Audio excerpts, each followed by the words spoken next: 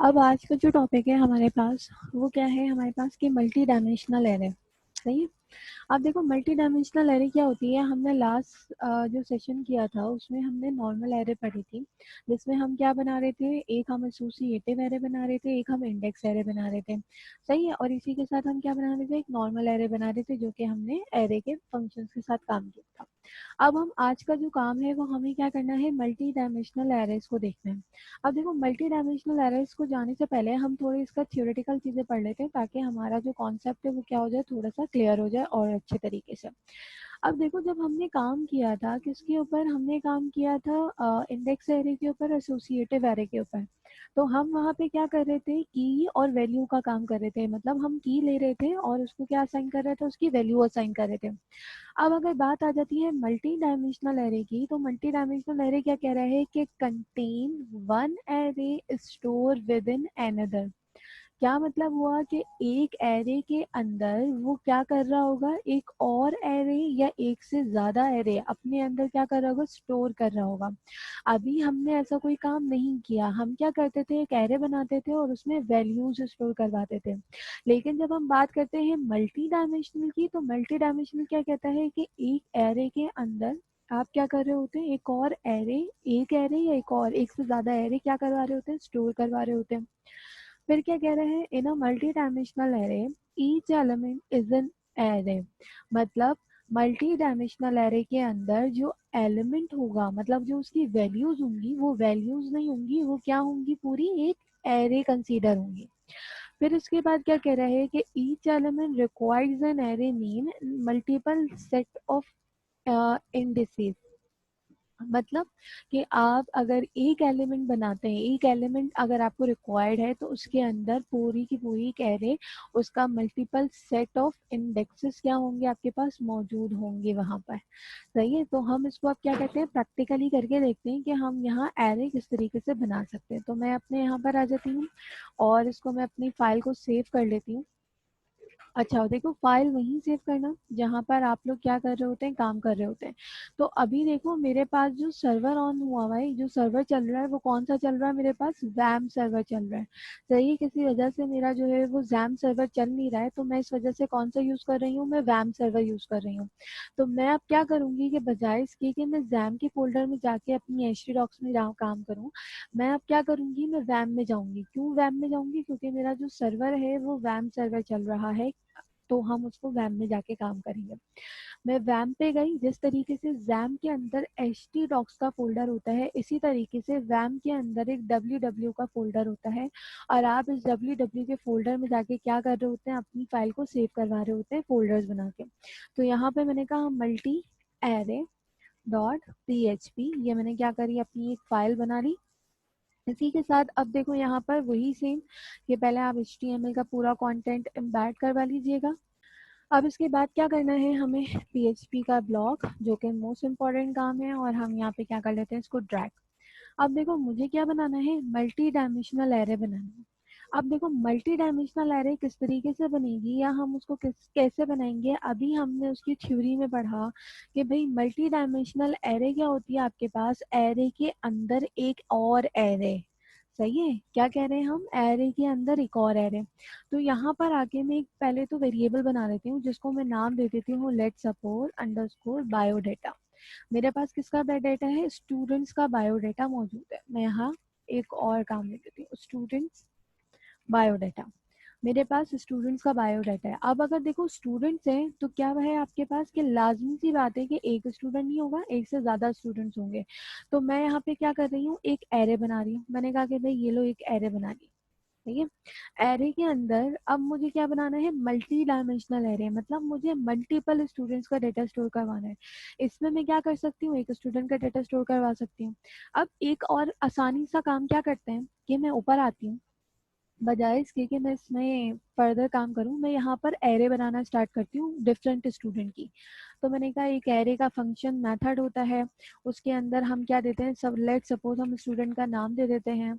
सही है। इसी के साथ जो है वो क्या दे देते हैं उसके, हम ये कह लो उसकी एज दे देते हैं। ठीक है। उसके बाद हम उसकी हाइट दे देते हैं। ये मैंने यहाँ पे लिख दी हाइट। ये एक स्टूडेंट का डेटा हो गया मेरे हिसाब का। सही है। फिर मैं एक और नीचे आई, मैंने एक और एरे बनाई, मैंने कहा ये एक और एरे है, और अब जो है वो स्टूडेंट कौन सा है, दूसरा है। इसी के साथ नेक्स्ट स्टूडेंट, उसकी एज क्या होगी, नॉर्मली हम इसको रेंडमली लिख देते हैं, और इसी के साथ जो उसका काम होगा, वो उसकी जो हाइट होगी वो क्या होगी आपके पास, ये 2 आ गया, 5, सही है। एंड देन मुझे 3 स्टूडेंट का लेट सपोज स्टोर करवाना है, तो मैंने कहा एरे 3, मतलब तीसरे स्टूडेंट का डेटा आया, और तीसरे स्टूडेंट का जो यहाँ काम है वो मैंने लेट सपोज यहाँ लिख दिया अली, और इसकी एज यहाँ लिख दी 10 और हम यहाँ पे लिख देते हैं 5.5। ये मैंने 3 स्टूडेंट का डेटा क्या करा है, मैंने एक एरे बना ली। अब देखो मुझे इसको क्या बनाना है कि मुझे ये सारी चीजें, मतलब ये सारे स्टूडेंट्स ही है ना, इनको मुझे कहाँ चाहिए, एक जगह चाहिए। अभी मैं एक काम क्या कर सकती हूँ, मैं इनको अलग अलग जाके एक अलग अलग वेरिएबल में स्टोर करवा सकती हूँ, लेकिन मुझे इसको कैसे काम करना है, मल्टी डायमेंशनल काम करना है। तो मैंने इन तीनों एरे को यहाँ से कट किया, और यहाँ जो मैंने एक एरे बनाई थी उसके अंदर लाके क्या कर दिया, मैंने पेस्ट कर दिया। सही है, तीनों को लाके क्या कर दिया, पेस्ट कर दिया, और सबके आगे क्या लगा दिया मैंने, कॉमा लगा दिए। 2 के आगे लगाना, 3 के आगे मत लगाना, क्योंकि आप फिर क्या करते हो, लगा भी दो तो कोई मसला नहीं है, लेकिन इसको ध्यान से आप काम कर लो, क्योंकि इसके आगे कोई और होगी तो फिर आप लगा देते हैं।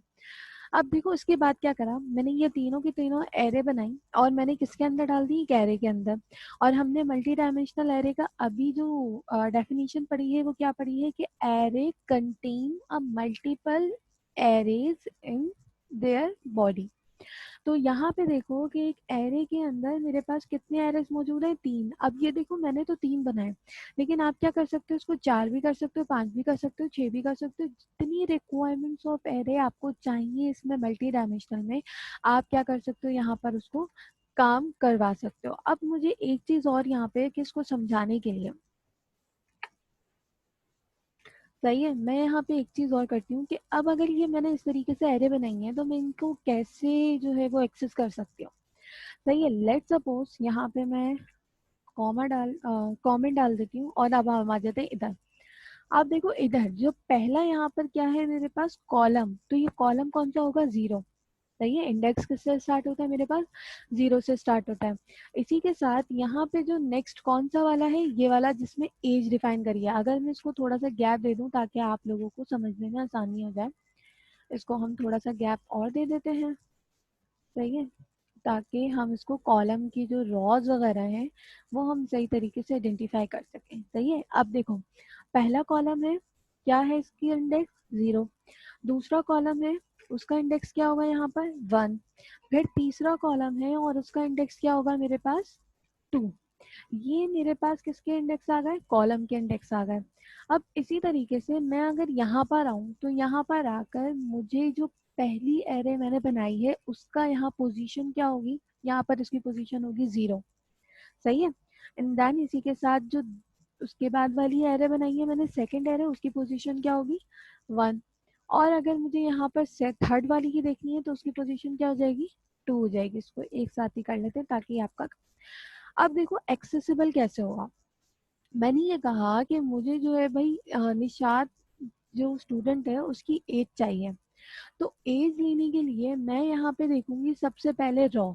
रॉ क्या है यहाँ पर, 1। मैंने कहा कि भाई 1 रॉ में सीधा जाओ, और कौन सी वाली उसके नीचे रुक जाओ जहां पर उसकी एज आ रही है। लेकिन जहां उसकी एज आ रही है तो उसके ऊपर देखो जाके कॉलम नंबर कौन सा आ रहा है, 1। इसका मतलब क्या है कि अगर मुझे ये वाली वो चाहिए, मतलब ये वाली वैल्यू चाहिए, तो मुझे उसका कॉलम और मुझे उसका रॉ दोनों डिफाइन करने पड़ेंगे। मतलब आपको रॉ भी बतानी पड़ेगी और कॉलम भी बताना पड़ेगा, इस तरीके से जैसे कि मैंने अभी एक्सेस करना बताया।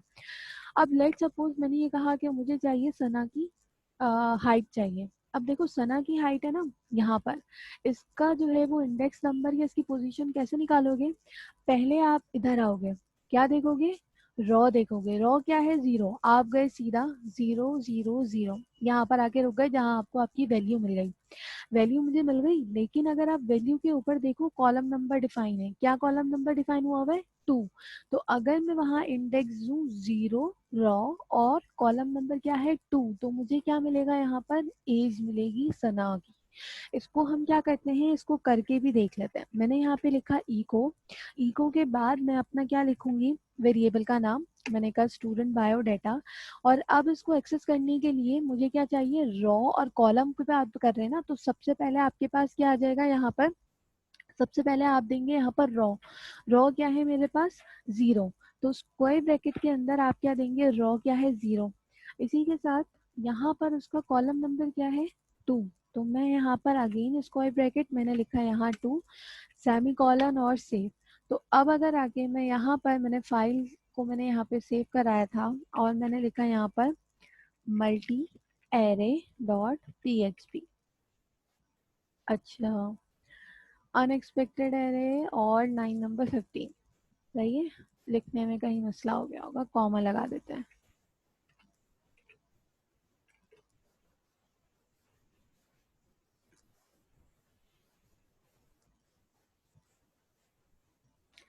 सिंटेक्स एरर है, और किसमें है, 15 में।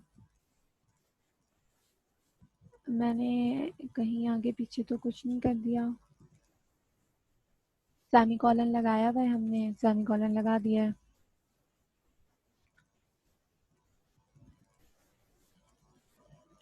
यहाँ हमने लगा दिए हैं कॉमा, कहीं मैंने कॉमा वगैरह तो नहीं छोड़ा। अच्छा, मेरा जो मसला आ रहा था, मैंने देखो ये 0 1 2 3 लिखे हैं ना, इस वजह से मसला आ रहा है, क्योंकि मैंने आपको ये समझाने के लिए लिखे थे और यहाँ मिटाना भूल गई। सही है, तो इसको सेव करते हैं। अब मेरे पास भी चल जाएगा। यहाँ पर आ जाओ तो देखो क्या आ गई मेरे पास, मेरे पास क्या आ गया, यहाँ पर मैंने किसको एक्सेस किया था, मैंने कहा था सना का यहाँ पर कॉलम नंबर। इसको देखो ऊपर मैंने क्या बना दिया था, कमेंट। नीचे अगर मैं कमेंट बनाती ना तो आपके पास ये एरेज भी कमेंट बन जाते, तो मैंने उसको हटा दिया है अभी फिलहाल के लिए। अगर चाहो तो यहाँ पर लिख लो, ठीक है। ये हो गई 0 रॉ, इसी के साथ यहाँ पर मेरे पास हो गई 1 रॉ नंबर 1, एंड देन इसी के साथ रॉ नंबर 2। तो ये मेरे पास रॉ नंबर 2। इस तरीके से कर लो, यहाँ पर लिखती तो ये सब कुछ आपके पास क्या बन जाता, ये कह लो कॉमन बन जाता। इसी तरीके से अब मुझे क्या करना है, यहाँ पर ये वाला नेम चाहिए, कौन सा वाला, अली। तो मैं यहाँ इंडेक्स नंबर क्या लिखूंगी, रॉ नंबर क्या है 2, और कॉलम नंबर क्या है मेरे पास 0। तो यहाँ पर आई और मैंने लिखा रॉ नंबर 2 है और कॉलम नंबर क्या है मेरे पास 0। सेव किया और यहाँ पर आके मैंने इसको रिफ्रेश करा, तो ये देखो आ गया अली। अब देखो बार बार तो आप नहीं करोगे ना यहाँ पे काम, क्या आप बार बार यहाँ पे इंडेक्स नंबर देके काम करो। अब हम करते हैं शॉर्टकट काम, मतलब शॉर्टकट तरीके से कि मैं पूरी की पूरी एरे को प्रिंट करवा लूँ, जैसे कि हम किसके थ्रू करते थे, लूप के थ्रू करते थे। और लूप कौन सा यूज करते हैं हम, फॉर ईच का। तो मैं यहाँ पर आई, मैंने यहाँ पे किया फॉर ईच, ठीक है। फॉर ईच में क्या होता है, सबसे पहले आपका क्या जाता है, वेरिएबल जाता है, जो आपके एरे वाला वेरिएबल है। तो यहाँ पर मैंने लिखा स्टूडेंट बायोडाटा। इसके बाद क्या होता है, एस। एस के बाद आपके पास कोई भी रैंडम वेरिएबल बनता है जो आप रन टाइम पे बनाते हैं। तो मैं यहाँ पर क्या करती हूँ, मैं इसको नाम दे देती हूँ रॉ। अब देखो मैंने रॉ नाम क्यों दिया है, क्योंकि देखो पहले जब मेरे पास, क्योंकि देखो मल्टी डायमेंशनल एरे ना, तो मल्टी डायमेंशनल एरे में क्या करेगा, ये एरे में जाएगा और ये पहली की पूरी रॉ उठा के ले आएगा। सही है। जब पूरी एक दफा लूप चलेगा तो एक दफा लूप में क्या है, पूरी रॉ आ गई, और रॉ में क्या है मेरे पास 3 वैल्यूज है जो कि एक एरे है। तो ये जो पूरी एक रॉ है ये कहाँ ले जाके स्टोर कर देगा, इस रॉ वाले वेरिएबल में। अब मुझे क्या करना है, इस पूरे में से 1 बाय 1 एक्सेस करना होगा, मतलब 0 इंडेक्स के ऊपर, 1 इंडेक्स के ऊपर और 2 इंडेक्स के ऊपर। फिर मैं क्या करूंगी कि मैं इसके अंदर एक और फॉर ईच का लूप लगाऊंगी। ये काम हम क्यों करते हैं, जब हमारे पास एरे के अंदर एरे मौजूद हो तब। ठीक है, इसके वो मैं थोड़ा सा ऐसे कर लेते हैं ताकि आपको समझने में आसानी हो। अब इसमें क्या करूंगी मैं, अब इसमें मैंने कहा कि भाई फॉर ईच है, राउंड ब्रैकेट बनाओ। ये जो पूरी रॉ आई है कौन से वाले वेरिएबल में, रॉ में, ये जो पूरी रॉ आई है उसको क्या कर दो, कॉलम्स में डिवाइड कर दो। तो मैंने कहा कि भाई रॉ वाला वेरिएबल तो मैंने ऊपर बनाया है जिसमें मेरे पास क्या आई है, पूरी की पूरी रॉ मेरे पास यहाँ पर आई है। तो मैंने यहाँ पर कहा डॉलर रॉ। सही है। अब इस रॉ में से मुझे क्या निकालना है, मुझे कॉलम्स निकालने हैं। तो मैंने कहा कि भाई रॉ में जो वैल्यूज हैं उनको क्या करो, एक नए वेरिएबल में डाल दो जिसका नाम मैंने क्या दे दिया, कॉलम। अब क्या करो इसके बाद, अब इसके बाद इसको प्रिंट करवा दो। मैंने कहा इको इको के बाद मैंने सिर्फ और सिर्फ क्या प्रिंट करवाया, मैंने कहा कॉलम, जो जो कॉलम्स की वैल्यूज है वो प्रिंट करवाते जाओ और सब चीज़ों को नेक्स्ट लाइन पर लेकर आते जाओ। तो उसके लिए मैंने क्या लगाया यहाँ पर BR। अब देखो उसको थोड़ा सा समझ लो कि काम कैसे करेगा, ताकि हम इसका आउटपुट जब देखें तो आप लोगों को समझ में आ जाए। सही है। अब देखो पहली दफा जब लूप चला, फॉर ईच का लूप चला, स्टूडेंट बायोडेटा में से जो पहली रॉ है वो कहाँ चली गई, इस रॉ वाले वेरिएबल में चली गई। फिर मैंने कहा इस एक रॉ में तो 3 वैल्यूज है, मतलब एक स्टूडेंट का नाम है, उसकी एज है और क्या है, उसकी हाइट मौजूद है। तो मुझे अब इन तीनों को क्या करना है, अलग अलग करना है। इन तीनों को अलग अलग करने के लिए मैंने क्या करा कि इसी वेरिएबल को एक और दफा लूप में चलाया और उस वेरिएबल का नाम क्या दे दिया, कॉलम, ताकि जो यहाँ पर 3 वैल्यूज है वो मेरे लिए क्या हो जाए, एक्सेसिबल हो जाए। तो यहाँ पर आके सेव कर देती हूँ और मैं अगर रिफ्रेश करती हूँ तो देखो पहले स्टूडेंट का डेटा, दूसरे स्टूडेंट का डेटा और फिर यहाँ पर तीसरे स्टूडेंट का डेटा। तो ये वाला काम हमने क्या किया है, ये वाला काम हमने किया है किसके साथ, ये हमने मल्टी डायमेंशनल एरे का काम किया है।